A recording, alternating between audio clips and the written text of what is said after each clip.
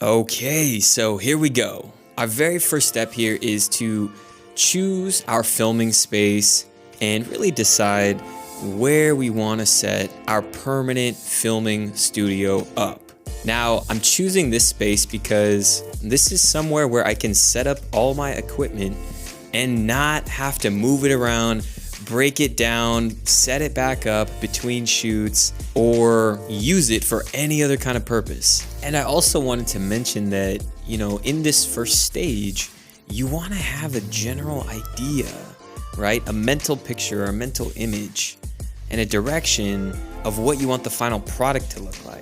And once you have that in your mind or written down, you want to mentally check off that the space that you're choosing is going to be able to be renovated and improved to meet your final expectation. So because I know that this space is large enough for my desk setup, for my lighting setup, for my camera setup, I know that it has natural light for me to work in. I know that I'll be able to paint the walls and all the other things on my personal list.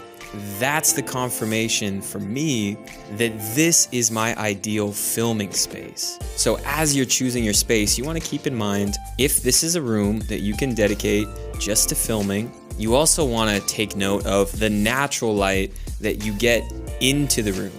I have 2 large windows, which will be really nice for when you're using it as a workspace. You don't want to be editing on your laptop or your computer under studio lighting, okay? Trust me on this. You want to be able to really find a space where you can open up the windows, have a lot of natural light, and a bright space that feels good for you to work in. Now, ideally, you are also choosing a space that has pretty decent sound dynamics to begin with. Now, this is really a room that's not all that great for sound because it's pretty much on the smaller side, which creates even more echo. And pretty much everything in this room in its current form is a hard surface, which is the enemy of getting really clear audio without any echoes and without any reverb. And now this is a prime example of a clean slate to work with. I mean, really, look at these yellowish walls, right? We got this ceiling fan that kind of makes the ceiling seem really low and kind of cramps the space, making it feel tiny. And it just looks like a room that would be good for handball or racquetball, and you could just bounce things off the wall in here.